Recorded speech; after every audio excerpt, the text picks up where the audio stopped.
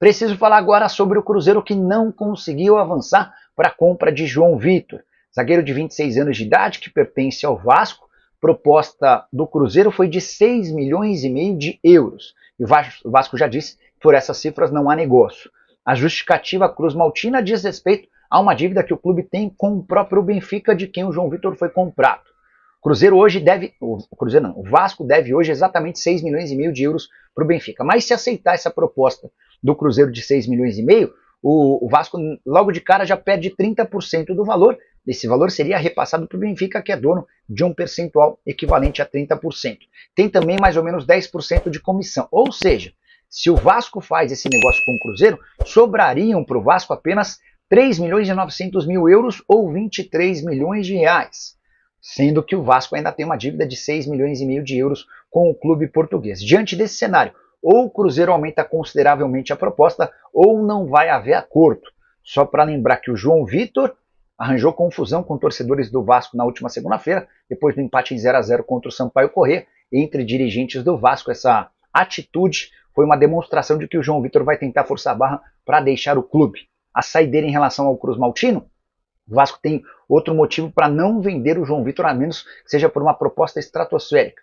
Vai haver pouco tempo para contratar um substituto. A janela de inscrições se encerra em 28 de fevereiro. Bora falar agora sobre o América Mineiro, que recusou proposta do Vasco pelo atacante Fabinho, jogador que é o grande destaque do Coelho desde a temporada passada. Apurei que essa proposta do Vasco foi próxima a $1 milhão, ou mais ou menos 5 milhões e 800 mil reais. O valor foi considerado baixo pelo Coelho, mas também pegou a forma de pagamento. O Vasco gostaria de parcelar essa grana em 5 vezes. E o América já deixou bem claro que só aceita fazer negócio com pagamento à vista. Há necessidade também de um valor um pouco melhor. Se o Vasco chegar a $1,5 milhão, talvez $2 milhões, o acordo deve ser sacramentado. Fabinho, que chegou ao América de graça, depois de deixar o Criciúma, tem contrato somente até 31 de dezembro e já teve também propostas da China e dos Emirados Árabes. O América recusou ambas. Há uma multa para o exterior de $1 milhão. Para o futebol brasileiro não há multa rescisória, portanto, o América pode negociar pelo valor que quiser.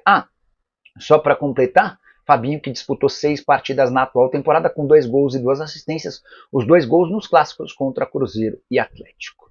Hora de falar sobre detalhes da ida de Rony para o Atlético Mineiro. Depois de uma longa novela com indas e vindas, o negócio está sacramentado. E o Rony deve passar por exames médicos ao longo da quinta-feira para assinar contrato de 3 anos, prorrogáveis por mais 1, desde que na última temporada ele esteja em campo em pelo menos 60% das partidas. O Galo vai desembolsar 6 milhões e meio de euros ou 39 milhões de reais para a compra do atleta.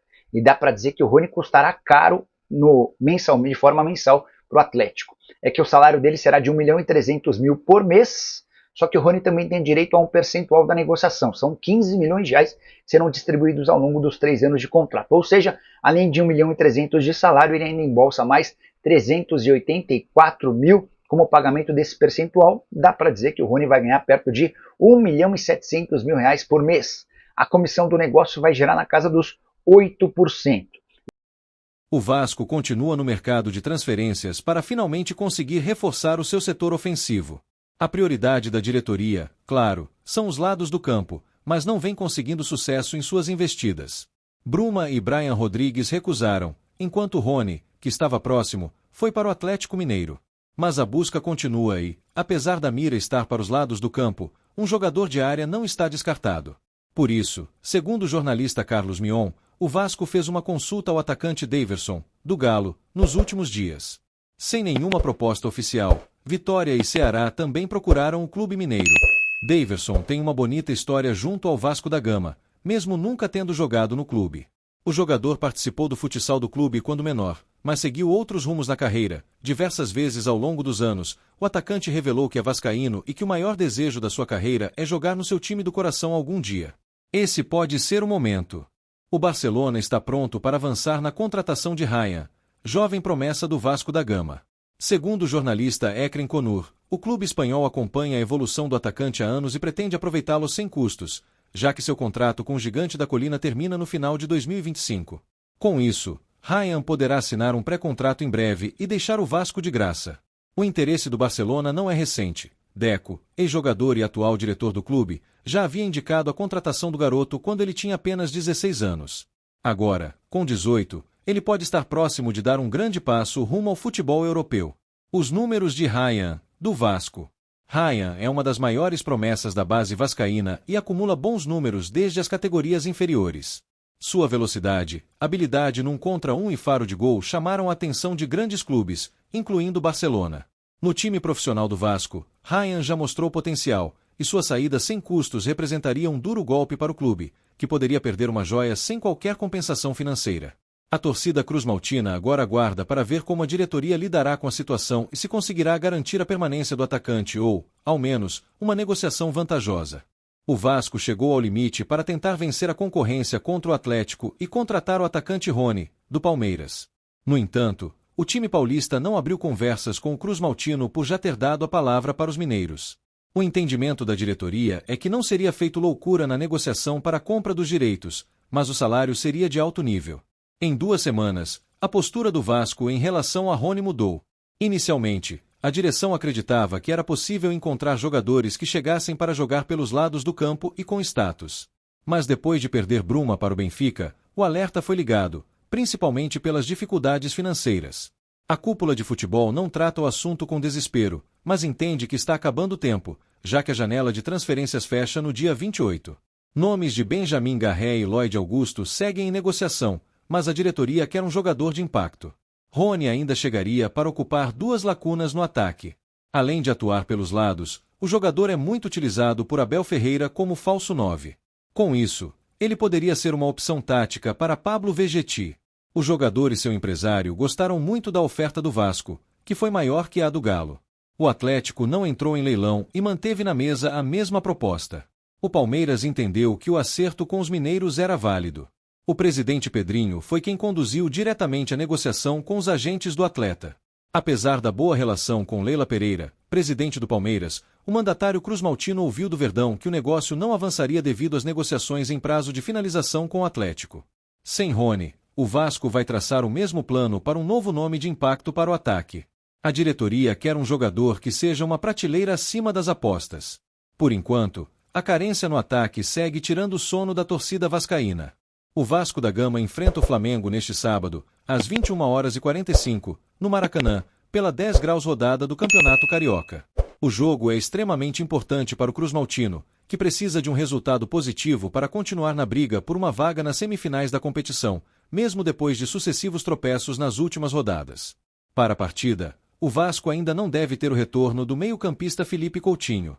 O jogador vem se recuperando de um edema na coxa e não é interessante ao Vasco forçar uma volta nesse momento da temporada. Assim, o meio-campista Lucas Zuccarello vai ganhar mais uma chance entre os titulares, a primeira delas no Clássico. Provável escalação do Vasco: Léo Jardim, Paulo Henrique, João Vitor, Lucas Oliveira, Maurício Lemos e Lucas Piton, Jair, Paulinho e Tietê, Payet e Zuccarello, Vegetti. Técnico: Fábio Carille. Já o Flamengo deve ir com o time titular, mas terá um desfalque bastante importante. Devido às confusões ao final do jogo contra o Botafogo, nesta quarta-feira, o meio-campista Gerson foi expulso e será desfalque na partida deste final de semana. Em compensação, o craque Arrascaeta volta a estar disponível depois de uma rápida passagem no departamento médico, podendo ser titular. Ainda sem contratações para o setor ofensivo, Fábio Carille vem dando as primeiras oportunidades para Lucas Zuccarello no time profissional do Vasco. O meia iniciou pela primeira vez como titular no empate em 0-0 com o Sampaio Corrêa na última rodada de Carioca e vem se consolidando como uma opção para o treinador neste início de temporada. O Vasco continua no mercado em busca de atacantes que atuem pelo lado do campo, mas vem encontrando dificuldades para reforçar o elenco e acumula negociações frustradas. Com o elenco ainda sem muitas alternativas de velocidade, o jovem vem aproveitando as lacunas para ganhar espaço. Após destaque na campanha vascaína na Copinha, o jovem de 18 anos estreou entre os profissionais no segundo tempo da vitória por 1-0 contra o Maricá. Na entrevista coletiva após aquele jogo, Carille afirmou que pretendia dar espaço para os jovens do elenco e comentou que estaria ainda mais próximo a esses jogadores quando tivesse uma semana cheia sem jogos para trabalhar. Esses jovens vão ganhar espaço comigo. Eu gosto de dar um suporte melhor para que quando o atleta entrar em campo ele está mais instruído naquilo que tem que fazer para dar um resultado melhor.